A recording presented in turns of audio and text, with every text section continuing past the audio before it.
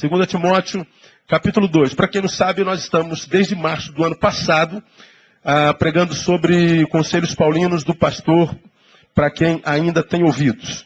Já aprendemos alguns conselhos que a gente tem sobre eles ministrados nesses últimos 6 meses. Mais importante do que o destino é o jeito, não. Primeiro conselho vem de 2 Timóteo, capítulo 2, versículo 4. Não perca o foco, mantenha-se no alvo. Tiramos o outro conselho de capítulo 2, versículo 5. Mais importante do que o destino é o jeito de chegar lá. Aprendemos uma outra palavra no capítulo 2, versículo 6. O fruto é um privilégio garantido apenas aos que trabalham. Então, se não trabalha, não tem garantia nem que come. A Bíblia diz que aquele que não trabalha também não coma. Quem come e não trabalha está em pecado, vai morrer de fome, não é verdade? O versículo 7 nós aprendemos: não menospreze conselhos, principalmente os espirituais. Aprendemos um quinto conselho no versículo 8: cuidado com o lapso de memória espiritual. Paulo diz lá: lembra-te de Jesus Cristo. E nós falamos sobre isso bem claramente quando pregamos sobre isso. Lembra-te de Jesus Cristo. A gente só se lembra de quem a gente esqueceu. E Paulo diz que no caminho é muito fácil que a gente se esqueça de Jesus. Isso começa bem gradativamente, são lapsos de memória. Hoje eu tinha um compromisso na sua casa, com a sua palavra, com alguém dele. Hoje eu não fui. Então foi só uma vezinha. Então foi um lapsozinho. Acontece a segunda vez, acontece numa semana inteira, no mês inteiro, num trimestre inteiro, vou me afastando. De lapso em lapso eu me esqueço de Jesus completamente. E aí vivo o sentido oposto da santidade. Em vez de participar e passar pela santificação, eu passo pelo processo que eu chamei de carnificação. Me torno num pedaço de carne andante, porque comecei com lapso de memória. Falamos sobre isso assim bem detidamente e as consequências disso. Na semana passada, nós ministramos coloque teu eu em seu devido lugar, nos versículos 8 e 9. No 8 nós falamos, lembra-te de Jesus, cuidado com o lapso de memória. E no 9 Paulo diz, pelo qual sofro a ponto de ser preso como malfeitor. Ele está dizendo assim, eu não me esqueço de Jesus, mesmo que Jesus me permita sofrer. Então, eu me lembro dele, eu não me esqueço dele, eu estou submisso a ele, eu obedeço a ele, a despeito dos sofrimentos pelos quais eu estou passando. E ele escreveu esse texto na prisão, condenado à morte, com futuro confiscado, abandonado por todos os apóstolos. Só Lucas, que era médico, estava com ele, porque ele era velho, doente, preso e abandonado. E ele diz, eu não me esqueço de Jesus, continuo fiel a ele, a despeito do sofrimento, porque ele ensina que o sofrimento faz com que a gente se esqueça de Jesus. Por causa do sofrimento, a gente desdivinize Jesus, achando que ele não é fiel, ele não é poderoso, ele não é bom. Então a gente se esquece de Jesus com raiva, com ira, porque ele deixou a gente sofrer. Aí Paulo diz assim, quando teu eu for tentado abandonar Jesus, esquecer Jesus por causa do sofrimento, ponha teu eu no seu devido lugar. E nós falamos aonde o eu deve ficar. Jesus disse, alguém que quer vir após mim, negue-se. Lemos no domingo passado, é necessário que ele cresça e eu diminua. A Bíblia diz, palavra de Deus, cada um considere o seu próximo superior a si mesmo, ensinando que o nosso maior inimigo não é o diabo, porque o diabo já é o inimigo vencido. O nosso maior inimigo somos nós mesmos, está dentro de nós. Então é o eu que habita em nós, quando foge da presença de Deus e da sua palavra, que nos leva para longe dele. Então Paulo nos ensina, ponha teu eu no seu devido lugar. Essa palavra para mim foi, meu Deus, tremendaça, demais. E hoje eu quero levá-los ao versículo 10, que é um conjunto de 8 e 9. No 8 ele diz, lembra-te de Jesus Cristo. No 9 ele diz, pelo qual sofro, a ponto de ser preso como malfeitor. E no 10, ele diz assim, por isso, tudo suporto por amor dos eleitos, para que também eles alcancem a salvação que é em Cristo Jesus com glória eterna. Por isso, tudo suporto por amor aos eleitos. Olha o que Paulo está dizendo. Lembra-te de Jesus Cristo, pelo qual sofro. Por Jesus, ele sofre. Aí no 10 ele diz que pelos eleitos, ele também suporta tudo.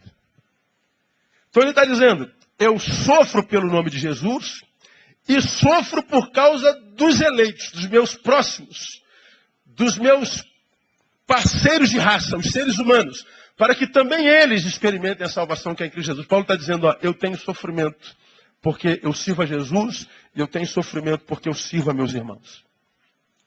Por que ele sofre por amor a Jesus? Porque ele ama Jesus. E por que ele sofre por causa dos homens? Porque ama as pessoas.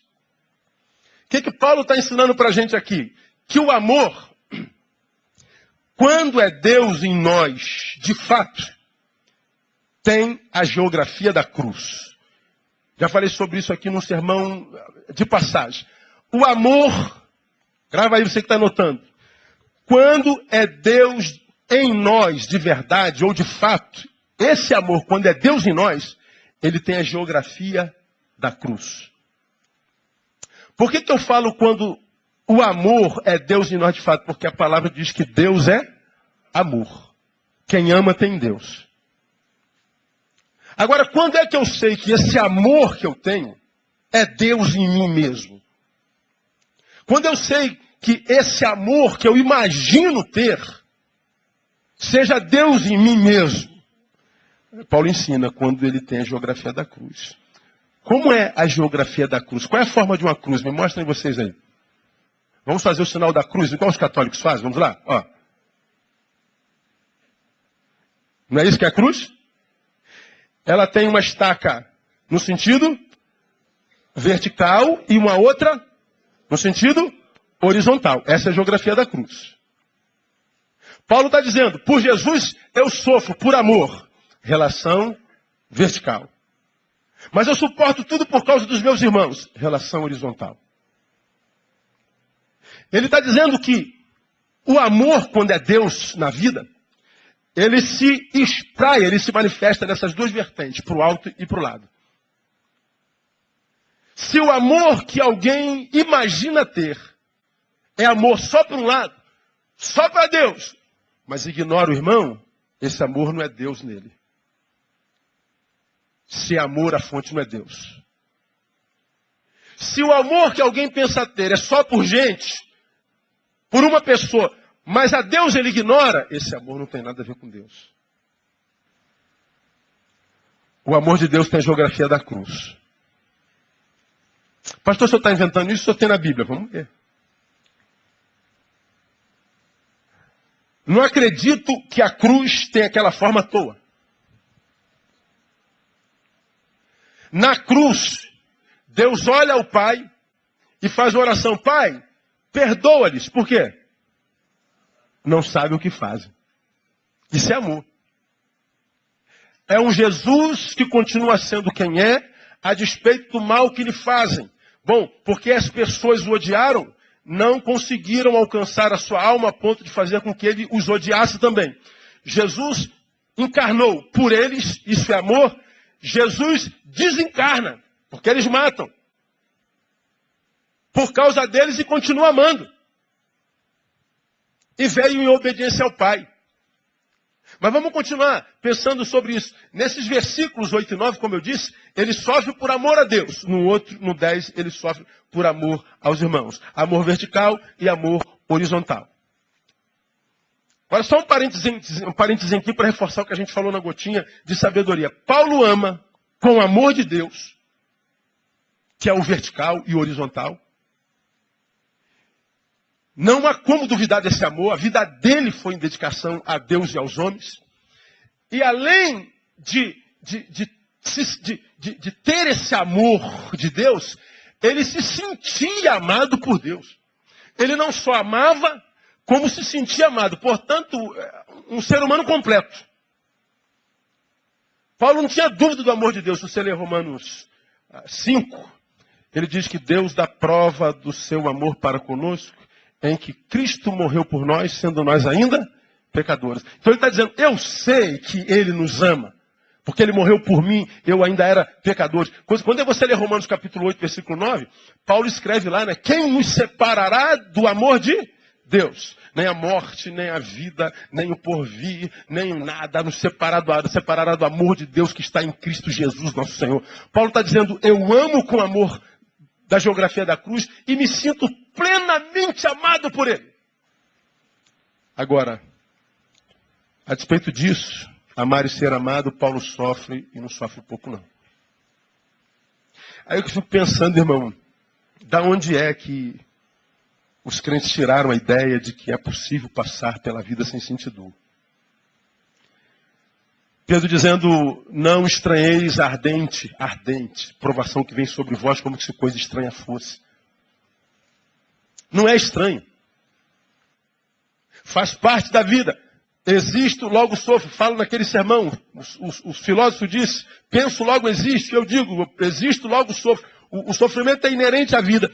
O amor de Deus na vida de uma pessoa não se manifesta roubando de nós a possibilidade de sofrimento, mas capacitando-nos para suportar o sofrimento.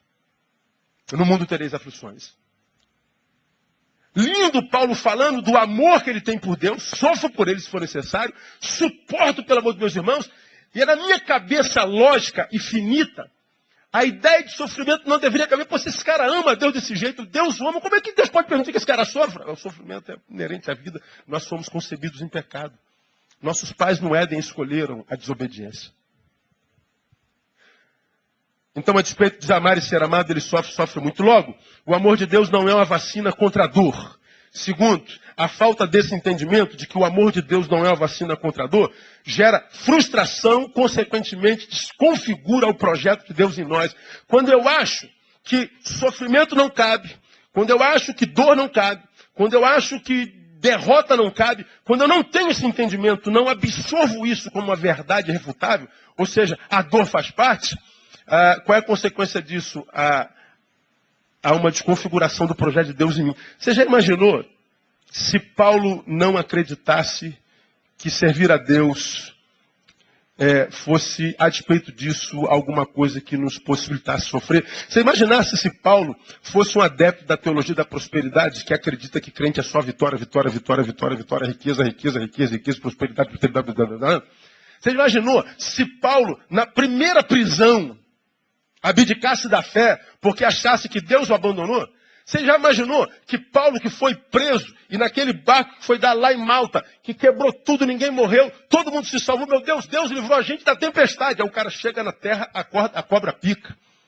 Aí o pessoal falou, pô, esse cara é maldito mesmo, cara. O cara escapou disso, mas chegou aqui, a cobra picou.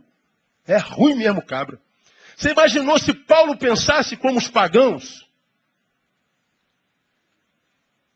Não, Paulo, ele está preso num barco com 200 e tantos criminosos. O barco vai quebrar, todo mundo vai pular do barco. Paulo diz assim, eu falei com meu Deus, ele disse, ninguém pula daqui, porque se pular morre. Se ficar, eu garanto, ninguém morre. O barco vai se perder, mas ninguém vai morrer. Fica aí. O cara está preso, injustiçadamente. E está em constante contato com o Pai. O canal continua aberto. Ele chega na ilha, é picado pela cobra. Você imaginou? Pô, Deus, que parada é essa, pô? Quanto mais santo eu sou, mais desgraça me acontece. É só paulada na cabeça. Pô, dá umas férias aí de um mês, pelo menos.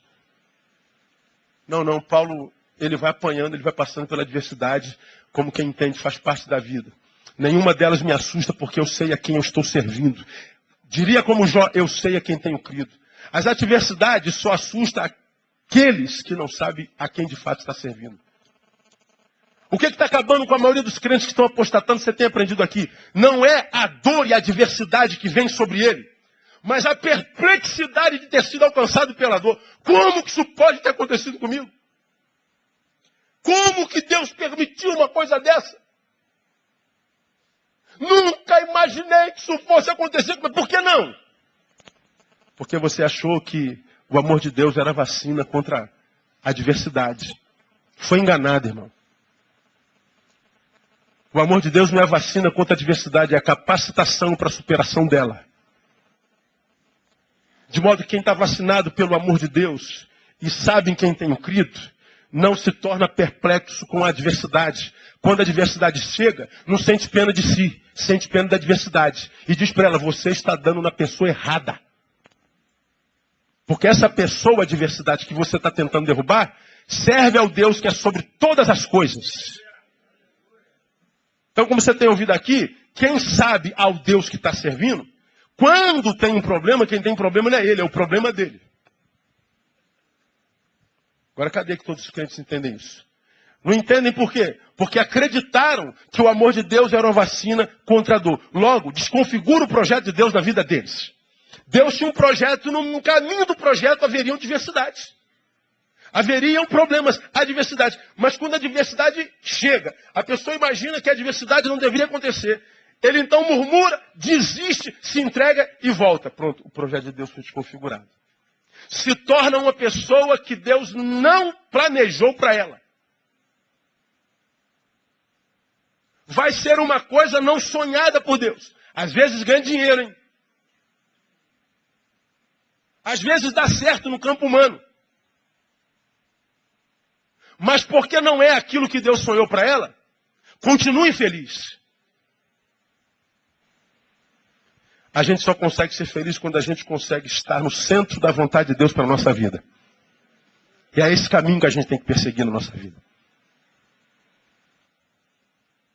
O amor de Deus não é vacina contra a dor. O amor de Deus em Paulo era tão real, ele tinha internalizado de tal forma esse amor, que ele estava capacitado para viver qualquer coisa. Só para a gente relembrar, abre a sua Bíblia aí, em Filipenses capítulo 4, só para a gente relembrar. Você já conhece esse texto de cor e salteado, mas não vale, sempre vale relembrar. Filipenses capítulo 4. O 13 você conhece, não conhece? O que está escrito em Filipenses 4:13? Vamos juntos? Posso. Juntos, vamos lá. Posso todas as coisas. Então, quando o camarada vê esse versículo isolado, ele lê esse versículo sempre no lado positivo. Posso todas as coisas. Aí você fala assim, pô cara, você vai fazer uma prova que me parece que você não é capacitado para ela. Posso todas as coisas, então eu vou passar na prova. Tu vai começar uma empresa, mas tu não estudou, não se preparou, tu não tem, não, eu posso todas as coisas. Você é feio a beça, a menina mais linda da igreja, você se apaixonou. Aí tu vai tentar ganhar a menina. Pô, tu é feio demais, cara. Posso todas as coisas que ele bota nela. A possibilidade na cabeça desse crente é só para realizar grandes coisas para ele. Mas vê os versículos anteriores, o contexto do versículo, só para você ter noção. Olha o versículo 11. Não digo isto por causa de necessidade, porque já aprendi a contentar-me com as circunstâncias em que me encontro. Olha o que diz no 12. Sei passar falta e sei também ter em abundância. Em toda maneira e em todas as coisas estou experimentado, tanto em ter fartura como em passar fome, tanto em ter abundância como em padecer necessidade. Posso todas as coisas naquele que me fortalece. Ele está dizendo, rapaz, você está passando necessidade. Eu posso suportar isso porque ele me fortalece. Rapaz, seu casamento acabou, como é que você... Eu posso suportar isso porque ele me fortalece. Que acabou foi meu casamento, não foi minha vida. Ah, disseram que eu sou gorda e feia. Posso suportar essa mentira que falaram a meu respeito. E a pessoa pesa 120 quilos.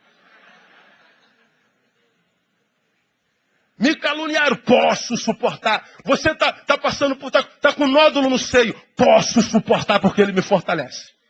Fui demitido injustamente. Pode suportar. Paulo está dizendo assim, ó, eu estou experimentado para suportar qualquer coisa.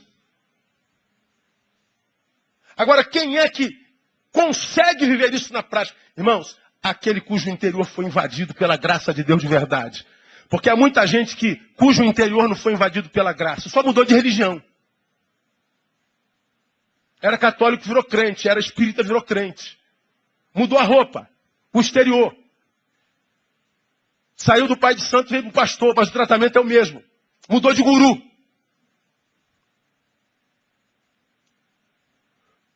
Mas não internalizou a paz de Deus que excede todo entendimento, ainda não guarda o coração e a mente. Então toda vez que o plano dele é desconfigurado, ele entra em pânico. Ele blasfema. Como um jovem da igreja essa semana. O camarada fez um concurso aí para uma das forças da vida, não passou. O que ele fez? Encheu a cara e caiu lá no bar bêbado. Pegaram a identidade dele, aí viram a carteirinha da igreja. Por acaso, tinha meu telefone.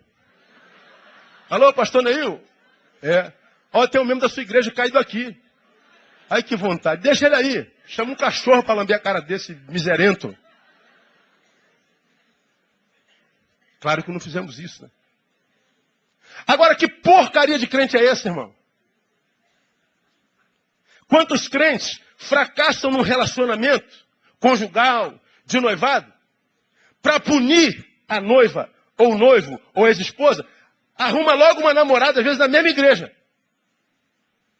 Brincando com o sentimento na nova, para ferir a velha. Que porcaria de crente é esse, irmão? Somos uma geração de crentes pífios. Uns crentes panacas, porcarias, que envergonham o evangelho. Eu tenho vergonha, cara, de ovelhas minhas a rodo. E elas sabem que eu tenho. Não sei se está nome que elas sabem que eu sei quem são elas. Vergonha. Agora, o que eu tenho a ver com a vida do outro? Eu não tenho nada. Problema de cada um de vocês. Cada um dará conta de si mesmo a Deus. Pretendo continuar sendo quem eu sou até o dia de Cristo Jesus. Meu papel é pregar a palavra. Te convencer é obra do Espírito Santo de Deus. Agora, meu irmão, entenda uma coisa. Quando você abraça o Evangelho e o amor que você imagina tem em você é Deus em você, descansa no Senhor. Independente do que esteja acontecendo. Porque você ama Ele. Vai contribuir para o teu bem no nome de Jesus. Hoje você pode não estar entendendo nada. E você não precisa entender. Porque você já sabe quem é seu Deus. Teu Deus é amor, amém ou não, igreja? Ele é bom. Sempre bom. Totalmente bom. Não precisa denegrir a sua imagem. Não precisa se desesperar. Como que se a perda de uma batalha fosse a perda da guerra toda. Lembra, meu irmão, que você está em Cristo? E eu costumo brincar e vou ilustrar aqui que toda adversidade que eu passo, que você passe, é a dor da sexta-feira. Lembra que eu já preguei sobre isso aqui? Sexta-feira foi o dia em que Jesus foi crucificado e morreu. Satanás deu uma balada no inferno. Venci o Messias. Vencemos o Filho de Deus. A vitória é nossa.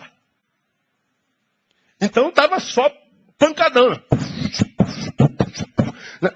Estava lá, os crentes todos, inclusive os da igreja Batista Betânia, no inferno, na balada. Satanás, crente que estava vencendo. Só que aquela era a vitória de sexta-feira, mas o domingo estava chegando, não lembra disso? Venci! Olha, Satanás, quem ri por último ri melhor, miserento. Chega sábado, um silêncio mortal, não tem atividade espiritual sobre a terra. E Satanás está dizendo, eu sou o novo Deus. Calma, hoje é sábado, domingo está chegando, Satanás. E ele celebrou. Só que chegou o domingo. O domingo foi o dia da ressurreição. Dá um glória a Deus bem forte aí, irmão.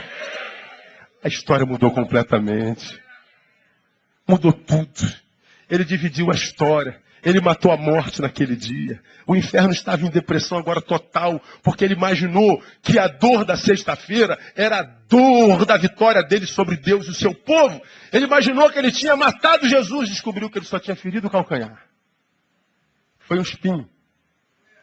Agora, se o que eu fiz a ele na sexta-feira foi só uma dorzinha no calcanhar, então o que aconteceu domingo esmagou a cabeça dele. Gênesis 3,15. Então você que está passando pela adversidade, o diabo está rindo de você, você está sendo humilhado, você está sendo envergonhado, ele está imaginando que a história acaba aí. Não, irmão, é sexta-feira, irmão. Dá uma catucada de alguém e fala assim, irmão, é sexta-feira ainda. Quem está entendendo? Diga, eu estou entendendo essa palavra, pastor. É sexta-feira, o domingo está chegando, irmão. Permanece fiel, permanece quem você é, se retira para o Senhor, se embriaga do seu espírito, em vez de xingar um palavrão, dá um glória a Deus. Em vez de se misturar com gente que ainda não o conhece, gerando mau testemunho nele, se mistura com gente que ele conhece e com quem ele tem prazer de estar. Essa capacidade de Paulo é uma coisa assim, maravilhosa, porque ele internalizou esse amor de Deus na sua vida. E essa capacidade espiritual só pode ser gerada pelo amor de Deus. Não tem outra forma de ser gerada. Agora a pergunta é, pastor, o senhor está falando que o amor, que é Deus em nós de verdade, é aquele que tem a geografia da cruz. Esse é o amor de Deus. Agora, tem algum amor que não seja de Deus? Tem amor que não tenha nada a ver com Deus? Bom, 2 versículos para a gente começar. 2 Coríntios capítulo 6. Só para a gente passar assim, ó. Vamos passando. 2 Coríntios capítulo 6. Olha o versículo 4. Antes em tudo, recomendando-nos como ministros de Deus em muita perseverança, em aflições, em necessidades, em angústias, em açoites, em prisões, em tumultos, em trabalhos, em vigílias, em jejuns, na pureza, na ciência, na longanimidade, na bondade, no Espírito Santo. Leia para mim o resto. No amor não fingido. Paulo está dizendo que eles foram alcançados como ministros de Deus. E como ministros de Deus, eles passaram pelo livramento disso tudo. Açoites, prisões, tumultos, trabalhos, vigílias. Ele está dizendo que passou por adversidades graves. E Deus fez tudo isso. E entre outras coisas, os livrou de amores fingidos. É amor? É fingido. Paulo está dizendo que é possível estar com alguém cujo fruto, cuja palavra, cuja atitude sejam muitíssimo parecidos com frutos de amor. Mas esse amor não faz bem. Um outro versículozinho só. 1 Pedro, capítulo 1. Vai lá para trás um pouquinho, 1 Pedro, capítulo 1. Veja o versículo 22. Já que tendes purificado as vossas almas na obediência à verdade, que leva ao amor fraternal o quê? Não fingido. De coração amai-vos ardentemente uns aos outros. Paulo está dizendo que quando a nossa alma é purificada na obediência, essa alma nos leva a um amor não fingido. Pedro está dizendo, há amores, inclusive os fraternais entre os homens, que são fingidos. Quais as marcas desse amor fingido que faz mal, irmão? Que não tem nada a ver com Deus. Aí a gente partiria por uma pergunta lógica, mas só no campo emocional, tentando o amor como a redução de um sentimento. O amor é um sentimento. A gente sabe que é muito mais do que vão falar sobre isso. O amor gera sofrimento na gente? Quem ama sofre? Sofre ou não sofre? Quem ama experimenta alegria? Muita alegria, na verdade. O mesmo sentimento experimenta alegria e tristeza e sofrimento. Agora, existem algumas sequelas do amor fingido, que também gera sofrimento, alegria enganosa. Mas o sofrimento são sequelas quase que definitivas, incuráveis. O amor verdadeiro pode me fazer sofrer, principalmente quando ele não é respondido à altura. Então eu sofro. Mas esse amor que não é respondido, por mais que demore essa dor, ela acaba, o tempo cura tudo. Agora, quando o amor é fingido, alguém está me retribuindo um amor que não é verdadeiro, é fingido. É um dano pior do que alguém que eu amo e me ignora. É melhor uma pessoa que não sente nada não me dá nada, do que uma pessoa que não sente nada me dar alguma coisa. E chamar isso de amor. Você entende isso? Eu posso me relacionar com Deus dizendo que o amo. Estou apaixonado. Lindo. Mas o que você dá a ele? A resposta, o fruto desse amor é o quê? Tem a ver com o amor que você canta? Agora analise o amor dele por nós e veja o que ele nos deu. Veja se o que ele nos deu não corresponde ao amor que ele diz ter por nós. Agora o que você acha? Que Deus respeita mais um crente que vive enfiado numa igreja dizendo que o ama, mas vive de forma carnal e mundana? Ou um ateu que diz assim, quer saber, pastor, eu não creio em porcaria nenhuma. Eu não vou lá porque eu não estou indo para essa parada. Não quero saber. Qual que você acha que entristece mais a Deus? Aquele que não sente nada e não dá nada? Ou aquele que diz sentir e dá uma coisa que não tem nada a ver com sentimento? Bom, é simples você responder. Ele diz assim para uma igreja: eu prefiro que você seja quente ou frio. Porque se você for morno, o que ele faz? Quente é aquele que diz amar a Deus e corresponde a esse amor com frutos de amor. Frio é aquele que não ama e não quer saber dele. Morno é aquele que diz amar, mas não vive como se amasse. Esse ele abomina. Por isso eu não sou tomado por espanto, por espasmos, quando a vida de alguns crentes se torna uma vida completamente inviável. É só analisar os frutos. Palavra dura, né? Mas verdadeira. Deixa eu mostrar para vocês, para a gente terminar, algumas marcas desse amor fingido. Primeiro, a primeira marca desse amor fingido é que ele é um amor unidimensional. O amor, quando é amor de Deus em nós, ele tem a geografia da cruz. Quando ele é fingido, ele não tem essa vertente da cruz. Ele é unidimensional. Ou seja, ou ele segue só em direção a Deus, mas nunca aos homens, ou ele segue em direção aos homens, mas nunca a Deus. Ele é dimensional. Tem gente que diz que ama Deus demais, mas não abençoa uma alma viva lá dele. Ele não consegue ser abençoado nem para a mulher, nem para o filho. Nem para a esposa. Pergunte assim: qual foi a última pessoa para quem você fez um bem na vida? Não tem. Mas ele está na igreja de segunda a segunda, no culto das 8, das 10, das 12, das 14, das 18, e às 22 está na vigília. Mas é um ser humano repugnante. Os colegas de trabalho o odeiam. Sua família não respeita. Seus vizinhos o abominam. Mas ele está todo dia com a bibliona para a igreja. Vou para a igreja servir ao meu Deus. Esse é um amor unidimensional. Esse é um amor fingido. E da onde que eu tiro isso? Vamos a 1 João. 1 João não é João, lá atrás, perto do Apocalipse. 1 João. Capítulo 4. 1 João, capítulo 4. Nós vamos ver João pelo Espírito Santo dizer lá no versículo 20 o quê? Se alguém diz, eu amo a Deus, e aborrece o seu irmão, ele é o quê? Mentiroso, pois quem não ama seu irmão ao qual viu, não pode amar a Deus a quem não viu. E dele temos esse mandamento, que quem ama a Deus, ame também a quem? Ao seu irmão. Então, alguém que diz amar a Deus e aborrece o seu irmão, mente. Porque ninguém pode amar a Deus a quem não vê, se ele não consegue amar o seu irmão, que vê.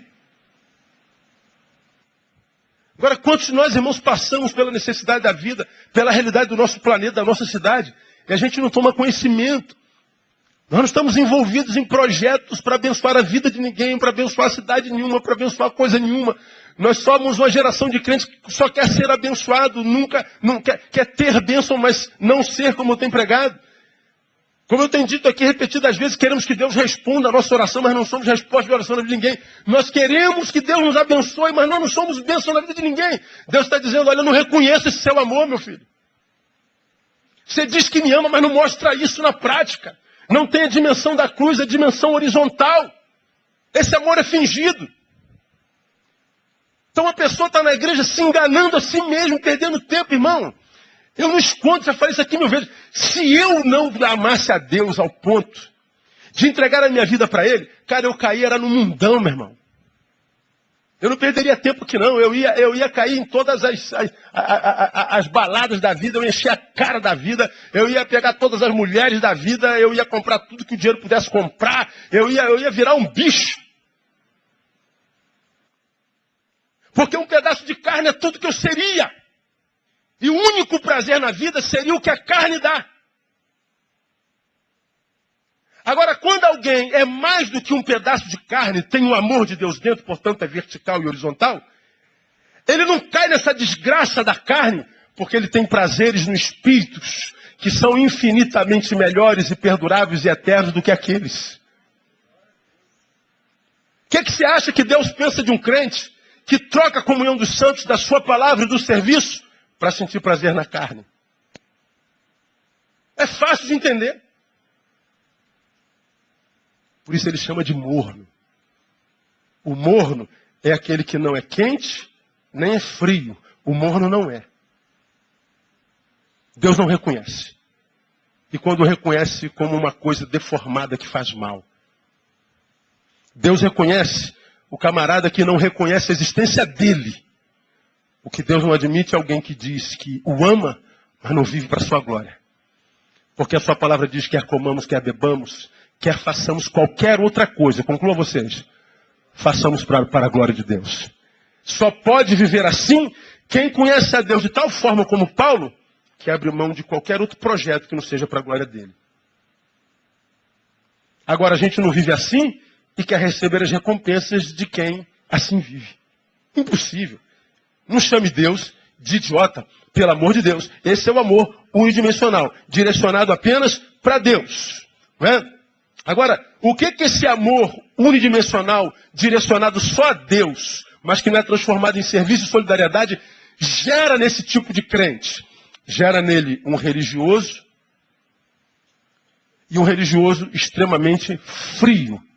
Portanto, destituído da graça, da misericórdia e da solidariedade do Espírito. Eu me torno um camarada sem humanidade, desumano. Eu vejo alguém sofrendo, eu não me comovo. Bem feito, Deus está pesando a alma. Pode ser. Mas ainda que Deus esteja pesando a mão, se ele estender a outra, a gente pode ajudá-lo a levantar. E dizer, Deus, dá uma moral aí, libera aí misericórdia. Mas não, alguns crentes babam quando vê alguém sofrendo. Há uma vertente da igreja que quando vê alguém indo embora da sua comunidade, é tomado por tanta que não se contente em não liberar uma maldição. Olha o leito em Jeová. Pô, se a pessoa cair doente lá, fala aí, doente, me deixou a nossa comunidade. Meu Deus, eu nunca vi tanta perversidade como eu vejo dentro das igrejas evangélicas. A igreja devia ser um lugar onde a gente tivesse todo espaço para pecar, né? Cometi um pecadão, falei, poxa, cara, que besteira que eu fiz. Mas eu vivo no povo de Deus. Lá eu vou encontrar misericórdia. Lá eu vou encontrar amizade, lá eu vou encontrar aceitação. Errei, pisei na bola, cara, fiz uma besteira danada. Mas eu sou da igreja de Jesus. Ele ia sentar com o primeiro ali, e eu, caraca. A Aline ia chorar com ele, orar com ele, e acabou. Confessar os nossos pecados uns aos outros para ser curados. Mas não, se fizer isso, a Alina conta para o pastor, quando o cara chega domingo. Tem gente aí, hein, ó, que Deus vai pesar a mão. Pô, cara, é uma perversidade danada. E a gente acha que é isso que Deus quer. Essa austeridade, essa perversidade, essa incapacidade de perdoar, essa gente fria. Agora, qual a consequência na vida desse crente frio, gelado, desumano? Qual a tendência desse camarada? Dependência institucional. Por que dependência institucional? Porque é o único jeito desse homem de Deus desumanizado, frio, gelado, morto, que está sem obras. A fé dele é morta. Então ele é gelado, você toca nele, ele está gelado espiritualmente. Como que esse camarada vai se sentir espiritual? Como que essa pessoa tem para se sentir prestando serviço a Deus? Servindo a instituição, a denominação. Então ele chega no culto às 8, que começa às 10, ele vai embora às 2, que acaba meio-dia. Então ele arruma o banco, ele conserta a lâmpada, ele conserta o painel, e ele está aqui presente, ele conserta tudo. Então ele é especialista no prédio, na máquina, na coisa, na instituição, no estatuto, no regimento interno, e tal. Ele é especialista nisso. Porque ele se especializou na instituição, ele se acha o melhor crente do mundo. E quando você tenta mudar alguma coisa, bom, essa garrafinha está aqui, hoje eu vou botar ela aqui nesse cantinho. Pelo amor de Deus, pastor.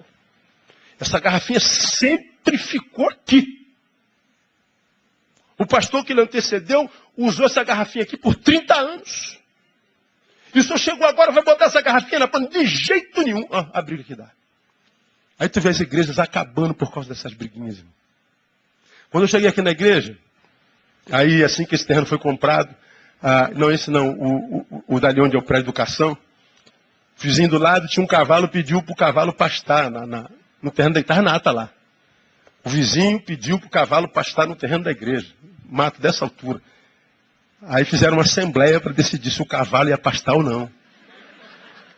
Próximo tópico, permissão para o cavalo pastar no coisa. Meu irmão, fizeram 4 assembleias. Porque não acabava. Porque se o cavalo pastar, imagina se esse cavalo morre no nosso terreno. Não, mas o cavalo não vai morrer, mas só capim. Não, mas nós não temos que ser prudentes. Porque o cavalo pode gerando estrume e gerar doença. E, cara, 4 assembleias. Eu ficava lendo a ata, rindo e chorando ao mesmo tempo. Porque é por causa da burocracia dos institucionalizados. Dos que a gente chama de saudosistas. Que são os fundadores da igreja, que agora são afundadores da igreja. Vemos os choques de geração. E sempre em briga de problema de coisinhas. Coisinhas. Pastor Noronha, na nossa igreja, que mora agora em Araruama, vem pouco na nossa igreja. Pastor é uma igreja aqui na Zona Oeste. Noronha é mais alto que eu, tem 1,86 m, Noronha tem quase 2 metros. Ele chegou numa igreja que o pastor ficou 45 anos, se eu não me engano. Era baixinho. O templo era de tijolo, de alvenaria e tinha mármore. Quando o Noronha chegou com 2 metros, o púlpito batia na coxa dele. Aí ele botava a Bíblia para ele, dizia que ele é assim, ó. E para trocar o púlpito, derrubar o púlpito, jamais! Nesse púlpito ninguém mexe. Aí tiveram que construir um púlpito do lado. Institucionalismo. Os tradicionalistas, a tradição é bênção. O tradicionalismo é uma praga. Porque cultua a tradição. Gente não. Essa coisa sempre foi assim. Então essa gente não vai mudar nada. Mesmo que essa coisa não sirva mais a essa gente. A tendência do crente gelado é se transformar num institucionalista. Daí a briga por causa de cargo, disciplina. Pastor, não vai fazer nada? O senhor não vai convocar uma assembleia para botar esse camarada que ficou bêbado na rua? E o pessoal que vai para a zona não vai botar para fora também, não? Eles já estão fora, irmãos. Eles não são igreja. Eles fazem parte do clubinho. O nome está no livro da secretaria, mas não está no livro da vida. Eles saem sozinhos. Não dá para ficar muito tempo. Não suportam. Não precisa de desgaste para isso. Entregue-os a eles mesmos. Eles dão cabo de si. Mas alguns que não suportam. Temos que fazer alguma coisa. Ô, irmão, ora por ele. O resto é com Deus.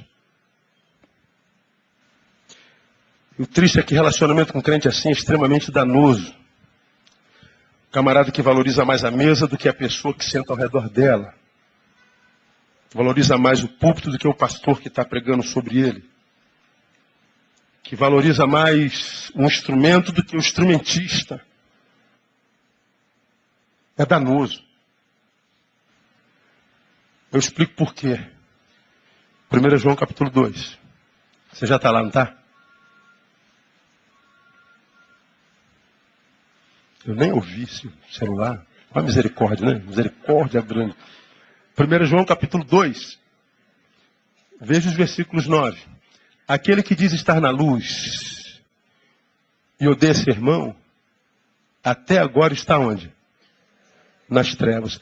Aquele que ama seu irmão, permanece na luz e nele não há tropeço. Mas aquele que odeia seu irmão está nas trevas. E anda nas trevas. E não sabe para onde vai. Porque as trevas lhe cegaram os olhos. Por que se relacionar com institucionalistas é horrível? Porque ele anda em trevas. Ele não consegue amar uma pessoa como uma pessoa deveria ser amada. No primeiro erro, descarta-se. Precisamos de amizades, irmãos, que nos amem a despeito das nossas práticas. A diferença do olhar de alguém que tem amor unidimensional, portanto um institucionalista frio, e do amor e daquele que tem o amor de Deus, que é a dimensão da cruz, está no olhar. Você já aprendeu isso aqui. O Ricardo pecou. Vamos olhar para onde? Para o Ricardo ou para o pecado que ele cometeu? Bom, o institucionalista frio vai olhar para o pecado que o Ricardo cometeu. Então o Ricardo precisa ser punido por causa desse pecado. E o que tem amor de Deus? Não vai olhar para o pecado do Ricardo. Vai olhar para o Ricardo que cometeu o pecado. E vão ajudar o Ricardo a superar as consequências desse pecado. Então, ao invés de olhar para o pecado que o homem cometeu, olha para o homem que cometeu o pecado. Porque foi assim que Jesus olhou para nós. Termino aqui. Repetindo o que eu já vos ensinei. Por que que o olhar da perfeita santidade de Deus sobre nós não nos fulmina? Por que que um ser doente, pecador, contaminado, instável como a gente, não é fulminado pela santidade de Deus? Por uma simples razão. Aqui, ó. Tem um púlpito de acrílico aqui, não tem? Você está vendo o púlpito também ou não? Ele é transparente, não é? Pois é. Nós, eu vou usar o óculos, é melhor. Tem um óculos. Deus está olhando lá de cima, você vai se lembrar disso. Como eu estou olhando para baixo. Então Deus, eu sou Deus, e esses são os óculos de Deus. Deus está olhando para a gente lá. Por que que Deus não fulmina a gente em função do nosso pecado? Por uma simples razão. Porque a lente desses óculos são o sangue de Jesus. Quando Deus olha de cima, os olhos dele atravessam o sangue que é sobre nós. E quando os olhos dele, o olhar dele passa pelo sangue, chega até mim, até você, pelo sangue ele nos vê purificados. Se tirar o sangue de Jesus, nós somos fulminados na hora. Mas quando Jesus vem, ele cobre a terra com o seu manto de sangue. E quando Deus olha de cima e o seu olhar atravessa o sangue, ele nos vê purificado por causa do sacrifício de Jesus. É por isso que eu e você estamos de pé. Porque a Bíblia diz que o salário do pecado é a... E quantos pecaram? Todos. Logo todos deveriam estar? Por que não estamos? Por causa do sangue. Agora, a gente vê um irmão pecando, e a gente tem sangue nos olhos, mas só que é o nosso sangue. A gente não vê o próximo como Jesus vê. É porque o amor dele ainda não chegou em alguns de nós. Mudamos de religião. Mas o amor de Deus ainda não foi internalizado nos corações. Então, a palavra de Deus para o nosso coração, que a gente termina hoje, a gente continua na semana que vem esse mesmo tópico, é: o amor, quando é de Deus em nós de verdade, tem a geografia da cruz. Eu amo a Deus em resposta ao amor que Ele tem a mim, porque nós o amamos porque Ele nos amou primeiro. Mas se de fato fomos alvos desse amor e dizemos amá-lo, esse amor, ele tem a vertente horizontal. Então eu vou amar meu filho, vou amar minha esposa e marido, eu vou amar meu irmão. E na semana que vem a gente vai falar sobre esse amor. Lembrando que amor não é um sentimento no Evangelho. O amor é uma atitude. Porque se amor fosse só um sentimento, ele não mandaria que a gente amasse inclusive os nossos inimigos. Eu não tenho como amar sentimentalmente alguém que me fez muito mal. Eu posso dar a ele o que eu dou a quem eu amo sentimentalmente. Mas sentir por ele o que eu sinto por quem não dá. Então o amor é uma atitude que vai muito além do sentimento. Vocês já viram isso sendo dito em algum lugar. Então, Jesus não é louco de dizer que a gente tem que amar inclusive os amigos se isso fosse impossível. Agora, isso é só para quem tem Deus em si. Então, meu irmão, se você é daqueles crentes, sinceramente, se não é, o problema é seu, né, cara? A única vítima da nossa hipocrisia somos nós mesmos. Porque o outro, pastor Nego pensa que o senhor é uma coisa e o senhor é outra, né? Ele só está sendo equivocado no pensamento a meu respeito, mas a consequência disso só cai sobre mim. Pastor Nego não é nada daquilo, né? Pois é, ele não perdeu nada, só quem perdeu foi eu. A única vítima da nossa hipocrisia, ou a maior vítima, somos nós mesmos. Porque quando nós não somos o que fingimos ser, estamos deixando de ser o que deveríamos ser. E quando a gente deixa de ser o que deveria, para Deus a gente não é nada. Por isso, pouca experiência em oração. Gente falando com Deus e Deus não conhece. Por isso, poucas experiências com o Espírito Santo. Porque muita gente buscando esse Espírito Santo, ele não se manifesta porque o Espírito Santo não conhece. Por causa da hipocrisia. Por causa da mentira vivencial. Então nós somos chamados por essa palavra a toda a verdade. Porque nada podemos contra a verdade, senão a favor da verdade. Que Deus encontre espaço dentro de você, para que como amor ele possa habitar e esse amor possa reverberar de você para toda a sua criação.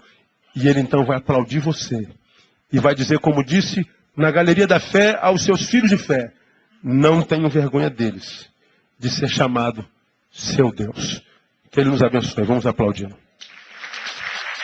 Aleluia. Vamos ficar em pé. Vamos orar e vamos embora para casa. Que essa palavra nos faça refletir nessa noite que tipo de crente nós temos sido, que tipo de vida nós temos vivido. Porque o amor, quando é de Deus e nós de verdade, ele tem essa dimensão dupla. Então Paulo está dizendo a Timóteo, cuidado para você não ser enganado. Eu vou falar sobre o engano do amor na próxima quarta-feira. Como esse amor pode nos enganar, como a gente pode estar morrendo de amor, cheio de amor no coração e sucumbindo. É aquele tipo de gente que você conhece, gente boa toda a vida, mas tem uma vida desgraçada completamente. Aí você fala assim, poxa, como é que uma pessoa boa como essa pode ter uma vida tão amarrada como essa? Como é que pode? Enganando pelo amor. O amor pode fazer muito mal para a alma se ele não for compreendido. Vamos orar que Deus nos dê essa compreensão no nome de Jesus. Pai, muito obrigado por tua palavra, muito obrigado pelo privilégio de te adorar nessa noite. Pedimos-te que o teu amor seja derramado verdadeiramente nos nossos corações. Não queremos ser uma hipocrisia, uma imagem, uma mentira andante, ambulante, Deus. Queremos viver a verdade do Evangelho em nós. Queremos crescer como Paulo ao ponto de dizer, posso todas as coisas naquele que me fortalece. Posso prosperar e vencer sem me soberbecer e posso perder humilhantemente sem me tornar medíocre. Quero experimentar isso para a glória do teu nome. Quero que a tua igreja experimente isso para a glória do teu nome, porque quando nós somos assim, Satanás não tem como passar perto da gente. Porque não há nada no que ele possa tocar, principalmente naquilo que nós somos, porque sendo nós estamos guardados no Senhor. Muito obrigado pelo teu povo que aqui está. Que essa palavra possa encontrar abrigo nos seus corações. Que essa palavra possa produzir reflexões nessa noite. Que essa palavra se incomodou. Que ela possa ainda nesta noite tirar o sono. Para que esta pessoa tenha um encontro real contigo nessa madrugada. E acorde amanhã muito melhor do que dormiu nessa noite. Faça assim, tens liberdade para isso. E por último, Deus, leva-nos todos para casa, sãos e salvos. Que todos os que daqui saírem, em casa cheguem sãos e salvos para a glória do teu nome. Dá-nos um restante de semana abençoado na tua presença, por Jesus nosso Senhor. Amém. Glória a Deus. Vamos em paz, Deus abençoe você. Não cesse em dar um abraço no teu irmão. E homens, sexta-feira estamos reunidos, não faltem.